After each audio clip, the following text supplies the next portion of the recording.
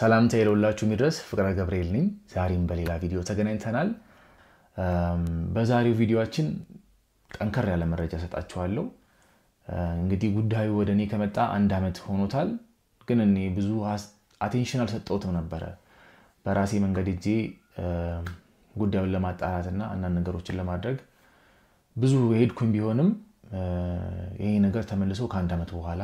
ወደኔ መጥቷል በተመሳሳይ መንገድ ሆኖ ጉዳዩ ግን ወደኔ መጣው በሌላ እህታችን አማካኝነት ነው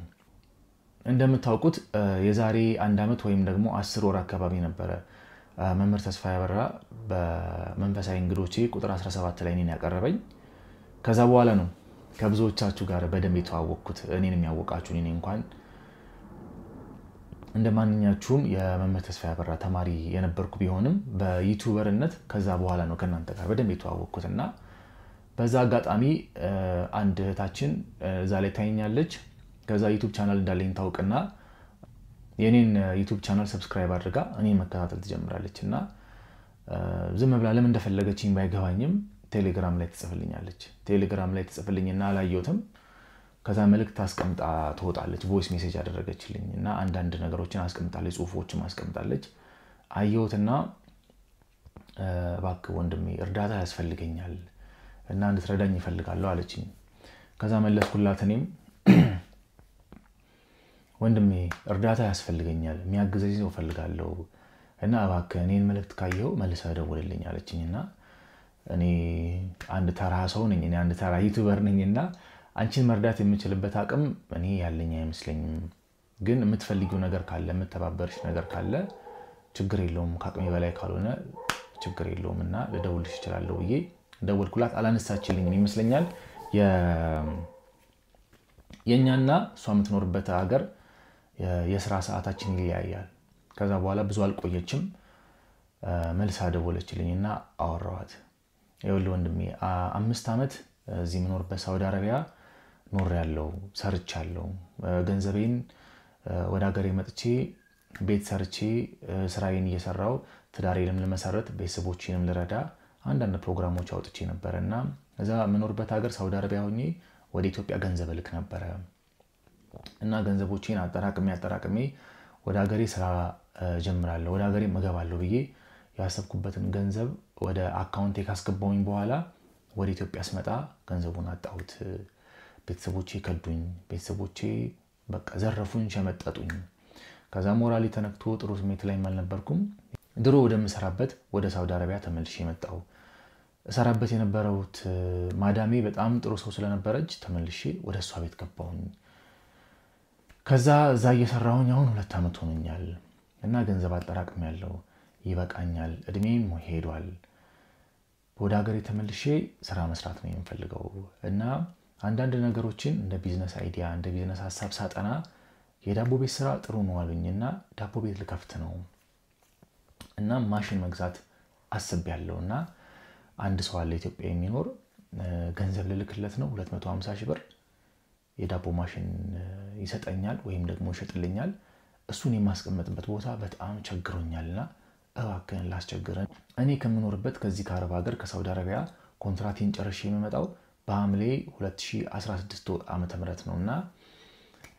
እስከዛ ድረስ የማስቀምጥበት ቦታ የለኝም ይሄን ማሽን ብገዛውም የታስቀምጠዋለሁ ቤተሰቦቼን አላምናቸውም የማቆ ዘመድም የለኝምና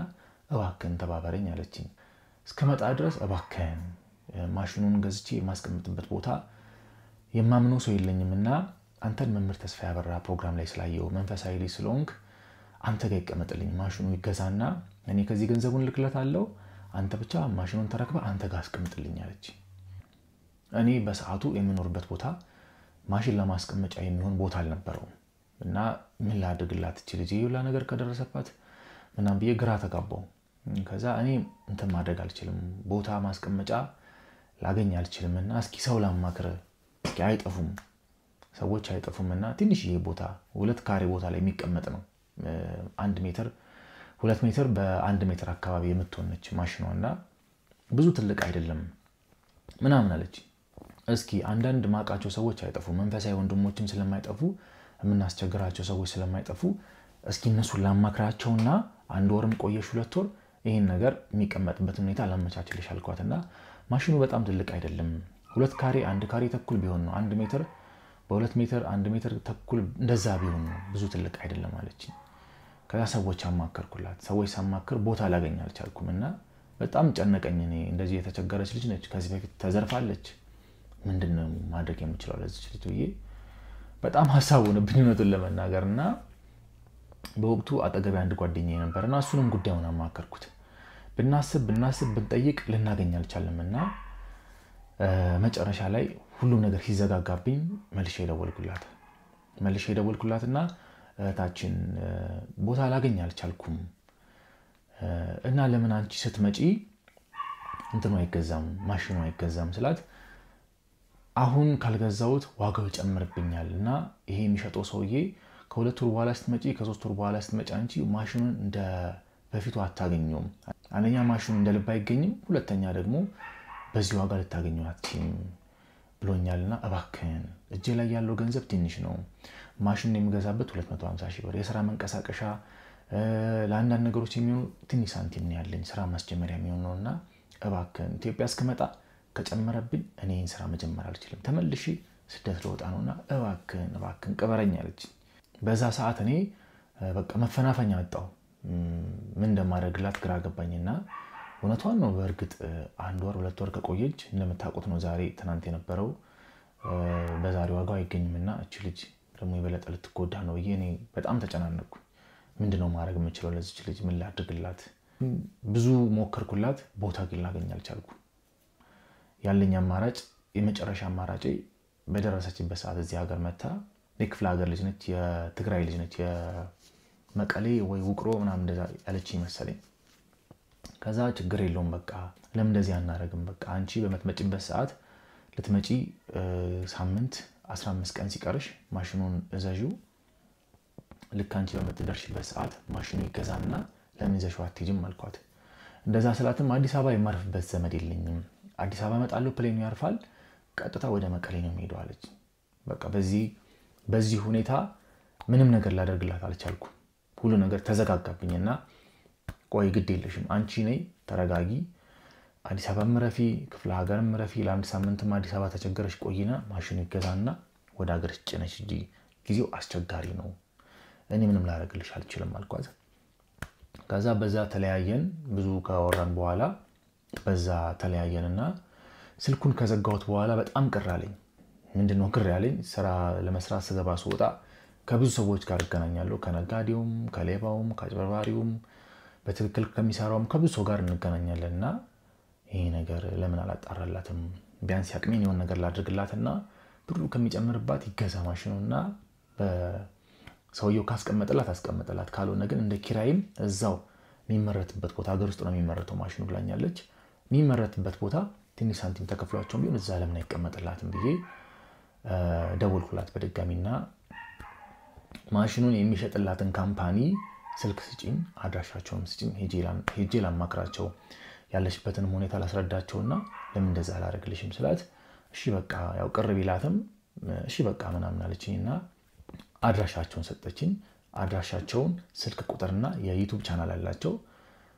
ሊንካቸውን ከፈትኩኝ አየሁት በትክክልም የዳቦ መጋገሪያ የዱቄት ማቡኪያ አንዳንድ የኬክ መጋገሪያ ፓትራዎችና ምን ይሸጣሉ ኦኬ አይ ጥሩ ነው ሰዎቹም ይታያሉ ሲሰሩ ማሽኖቹ ሲሞከሩና ምን ይታያል እና ቪው በጣም አላችሁ በጣም ነው የሚታየው ኮሜንታቸውንም ኢቭን ሳይ ሰው በጣም ይነጋገራልና ኦኬ ጥሩ የሚንቀሳቀስ ካምፓኒ መሆን አለበት ብዬ አንዱን ቀን ከጓደኛዬ ጋር ተነስተን ይሄ ድርጅት አለበት የሚባለው ሰፈር ሄድን እግዚአብሔር ያሳያችሁ ከአያት ጣፎ ይሄ ድርጅቱ አለበት ከተባለው ቦታ ድረስ ከአያት መገናኛ ከመገናኛ ሳሪስ ከሳሪስ ብሔረ ጽጌ ከብሔረ ጽጌ አሁን ሰፈሩ በትክክል ማስተዋወስ አልቻልኩም ከዛ አንድ ሰፈር ውስጥ ሄድን እንደዛም ሆኖ ከዛ ሰፈር በኋላ በእግር በጣም ያስኬዳልና ግራ ገባን እንዲያውም እዛ ሰፈር አካባቢ አንድ የድሮ ሆቴል አለ ልጆኝ የምሰማው የድሮ ሆቴል ነበርና ከዛ እዛ ሆቴል አካባቢ መፈለግ ጀመርን አድራሻውን ይዣለው ስልካቸውን ስደውል የሄድንበት ቀን ቅዳሜ ቀን ነበርና ስልካቸውን ስደውልላቸው ስልኩ አይነሳም ያስቸግራል ኔትወርክ መሰለኝ ስልካቸውን ስሞክር ስልካቸው አይሰራም ከደጋግሜ ስሞክር ይጠራል ደግሞ አይነሳምና ግራ ገባኝ ነገር ምንድነው ወይስ ቅዳሜ ስለመጣንባቸው ነው በርግጥ ቅዳሜ ስራ ቀን ነው ሰንበት ብቻ ነው ዝጉድ ከዛ በያጠያየቀን አድራሻውን ከሆቴሉና ከሆነ ህንጻ መሃል ላይ ነው አድራሻው የተባለውና እሱ መሃል ላይ ስንሄድ አንድ ህንጻ አለ እዛ ህንጻ ላይ ወጣን እዛ ህንጻ ላይ ወጣና መፈልግ ጀመርን በቃ ብንፈልግ እስከ ላይ ድረስ ወጣን እስከ መጨረሻው ፍሎር ድረስ ይሄ የተባለውን ድርጅት ልናገኘው አልቻለም ይሄ ነገር ፌክ ነው እንዴ ምንድነው ነገሩና ተባባልን ልንወጣ ስንት ትዛለና ለምን ጥበቃውን አናናገረውም ብለን ለጥበቃው ሰጠነው ምንድነው ለጥበቃው አሳየነው ፎቶግራፍ ጋስናሳየው ሁለተኛ ፎቅ ላይ ያለው ምናምን አለን ተመልሰን ስንወጣ የሆነ ማይመች ቦታ ውስጥ የሆነ ጥግ ላይ የተለጠፈ ቢሮ ነው እዛ ቢሮ አንኳኩተን ገባን ስንገባ በቃ እንደ ማንኛውም ስታንዳርዱን የጠበቀ ደረጃውን የጠበቀ ቢሮ አላቸው ሰራተኛ አንድ ሰራተኛ ብቻ አላቸው ሳምፕሎች ምናምን አለ አንድ ሰራተኛ ነበር ከሱ ጋር መነጋገር ጀመረን እንዴት ዋላችሁ ምናምን አለን ትንሽ ልጁ አነጋገሩ ደስ አይልም ነበር አነጋገሩ ደስ አይልም ስላችሁ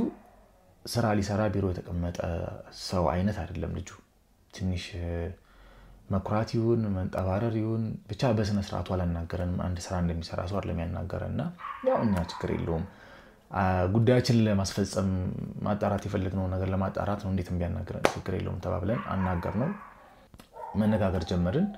ስለ ማሽኖቹ አነሳንበትና እንደዚህ አይነት ማሽኖች ነበርዋችሁ የሚሸጡ ማሽኖች አሏችሁ ዩቲዩብ ቻናል ላይ ተነውና በስልክ ማናገርናችሁ ነበር እስኪ ስለ ድርጅቱ ያለውን ነገር ንገረን ማሽኖቹን መግዛት እንፈልጋለን እኛ ስራ ልንጀምር ነው አሉ ከዛ በኋላ አስረዳን እንደዚህ አይነት ማሽኖችን የዳቦ ማቡኪያ የሊጥ ማኮፈሻ የኬክ ፓትራ ተቀላጫው ኬክ መደርደሪያ ከዛ ኦቨን ውስጥ መክተቻ ማለት ነው የኬክ ፓትራዎች ቅርጽ ማውጫ ምናምን በጣም ብዙ ነገር አለን አለኝ በቪዲዮ አሳየን በፒክቸር አሳየን እኛም ማሽኖቹን መግዛት እንፈልጋለን ልንከፍል ተዘጋጅተናልና ማሽኖቹን አሳየናል በዛ ሰዓት ነበር ችግር የተፈጠረውና ማሽኑ አሁን ያለን ሳምፕል ነው እና የሳምፕል እቃ ደግሞ አይሸጥም ማሳያ ነው አለን እሺ ሳምፕሉን አሳየን ስንለው ፋብሪካ ነው አለን እንደዛም ሆኖ ሳምፕል የሚቀመጠው ቢሮ ውስጥ ነው ወይም ደግሞ ሾሩም ማሳያ ቦታ ላይ የሚቀመጠውና አየኛ ሾሩማችን ፋብሪካችን ነው አለን ከዛ ችግር የለውም ራይድም ይዘን ቢሆን መሄድ እንችላለንና ለምን ሄደን አታሳየንም ማለት አይ ዛሬ ስራ ዝግ ነው ምናምን ብሎ አንዳንድ ማይመስሉ ምክንያቶችን ሰጠን ከዛ እኛ መጠራጠር ጀመረንና አለ የሚለው ነገር ከሌለ ሳምፕል ቢሮ ካልተቀመጠ የሚያሳየን በፎቶና በቪዲዮ ከሆነ እኛ ኦንላይን ካየነ ውጭ ተጨባጭ ነገር ታንጀብል ነገር ካላሳየን ይሄ ልጅ እንዴት ነው ምናምን ነው የተባባለን መነጋገር ጀመረንና ኦኬኛም ኦኬ እንደዚህ ከሆነ እኛ እጃችን ላይ ያለውን ገንዘብ ወስነንበታል ካልሆነ ወደ ሌላ ስራ ልንገባ ስለሆነ የግዴታ ማሽኑን ዛሬ አይተን ዛሬ ከፍለን ቅዳሜ ቀን ስለነበረ ሰኞ መውሰድ እንፈልጋለን ወይም ደግሞ የሚቀጥለው ሳምንት አንዱን ቀን መውሰድ እንፈልጋለን ብቻ ማሽኑን መኖሩን የምንፈልገው ማሽን እዛ ጋር መገኘቱን ነው የምንፈልገው አልነው ልጁ በዛም በዚህም ብሎ መንገድ ዘጋጋብንና አለ ወይም ደግሞ ይሸጣል ብለው ዩቲዩብ ቻናል ላይ የለቀቁት ማሽን የለም እኛ በጣም ደነገጥን በቃ እሺ እንደዛ ከሆነ ሰኞኛ በድጋሚ እንመለስና ወይም ደግሞ ዛሬ ቀጠሮ ያዝልን አጀንዳ ላይ መዝግበን ሰኞ ፋብሪካው አለ የምትልበት ቦታ መተን ማሽኖቹን አይተን መነጋገር እንችላለን መወሰን እንችላለን እኛ ጋጆች ነን አልነው ስልካችንን ወሰደ አድራሻችንን ወሰደ የኔንም የጓደኛዬን ቅያሪ ስልክ ወሰደ ሁሉንም ከዛ እነሱንም አንድ ተጨማሪ ስልክ ሰጠን ጨረስን ብቻ ወጣንና ብቻ ልባችን ውስጣችን ደስ አላለውም ቅር ብሎ ነበር የወጣነው እኔም በዛ ደረጃ መንገድ መዘጋጋቱና ማየት የፈለግነው ማሽን ሊያሳየን አለመፈለጉት ትንሽ አጠራጥሮ የነበርና ኦኬ ችግር የለውም ወንድማችን ምናምን ታብለን ወጣን ከጓደኛዬ ጋር ያወራን እንደዚህ ይሆናል እየተባባለን ብቻ ሄደን ማለት ነው እሁድ አለፈ ሰኞ ደረሰ ሰኞ ሲደርስ እውነቱን ለመናገር በጣም ሐሳብ ሆኖብኛል ልጁ ጋር መልሼ ደወልኩ ሰኞ ደወልኩለት አይሰራም አይነሳም ማክሰኞም አይሰራም ሮብም አይሰራም ከዛ በዚህ መሃል ልጅቷ ተጣድፋ እንዳትከፍል ደወልኩላትና ሄጂ ለማጣራት ሞክሬ ነበርና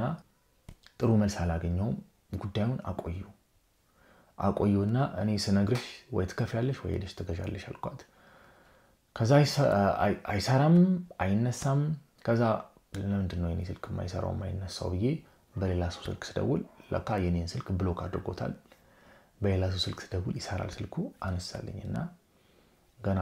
እንትን እንዳልኩት ጉዳዩን አነሳውለትና ከቢሮ መጥቼ ነበር ማሽኖች ታሳየኝ እንደዚህ ተባብለን ነበር ያልኩት ስልኩ ጆሮ ላይ ተሰካ ተቋረጠ እንደገና ያይደውልኩበት ስልክ ብሎክ ተደረገ እና ውሸታም አጭበርባሪ ሌቦች መሆናቸውን በዛ አወቀን እኛም በዛ መንገድ አረጋገጠን ማለት ነውና እህታችንንም በፍጥነት ደውዬ አጣርቼ ነበር ማሽኑም የለም ቢሮም ትክክል አይደለም ስልክም ማያነሱም ባጓው ሰው አስተናግዱምና ስትመጪ የምትፈልጊበት ካምፓኒ የምትፈልጊበት ድርጅት ሄደሽ ይሄን ነገር ግዢ እባክሽን ይሄን ነገር እንዳታደርጊ ገንዘብሽን የፈለገውን ያክል ቢወደድብሽ ይሻልሻል እንደገና ሙሉ በሙሉ ገንዘብሽን ተበልተሽ ህይወትሽን ከዜሮ ከመጀመር የሚሻልሽ ይሄ ነው በየነገርኳት ሷም ደነገጠች አመሰገነችኝ ምናምን አይኔ ችግር የለውም ያው በቃ ውስጤ ስለተጠራጠረ ነበር እንደዚህ ያደረኩትና በቃ ይሄ ነገር አለፈ ዛሬ 15 ቀን ነው የዛሬ 8 ቀን 10 ቀን አካባቢ ሬዲዮ ላይ ነው ታክሲ ውስጥ ቁጭ ብዬ እየሄድኩኝ ማሽን እንሸጣለን ብለውኝ እንደዚህ ሆኜ ከውጭ ሀገር ከአረብ ሀገር ነው የመጣሁትና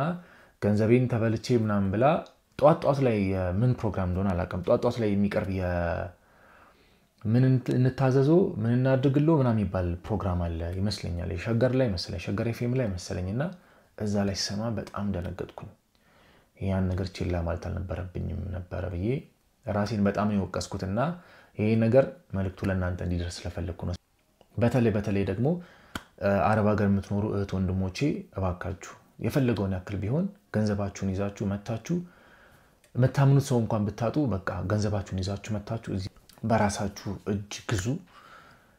እንደዛ ብታደርጉ ነው የሚሻላችሁ በጣም አስቸጋሪ ነው ማመን እንዳለባችሁ እንኳን የማታውቁበት ጊዜ ነውና እባካችሁ ራሳችሁን ጠብቁ አውሮፓም አሜሪካም ሌላም የዓለም ክፍል የምትኖሩት ወንድሞቻችንን ስራ እናስጀምራለን ወንድሞቻችንን እህቶቻችንን ሰርፕራይዝ እናደርጋለን ያላችሁ ማሽን የምትገዙ ስራ ማስጀመሪያ ገንዘብ ለብድር ተቋማት የምትከፍሉ አላችሁ ሰምቻለሁና እባካችሁ ራሳችሁን ጠብቁ ይሄ መልእክት ለማስተላለፍ ነው አመሰግናለሁ እንግዲህ ያረፈደም ቢሆን ይጣቅማችኋል ብዬ ስላሰብኩኝ ነው ሰላም ያገናኛል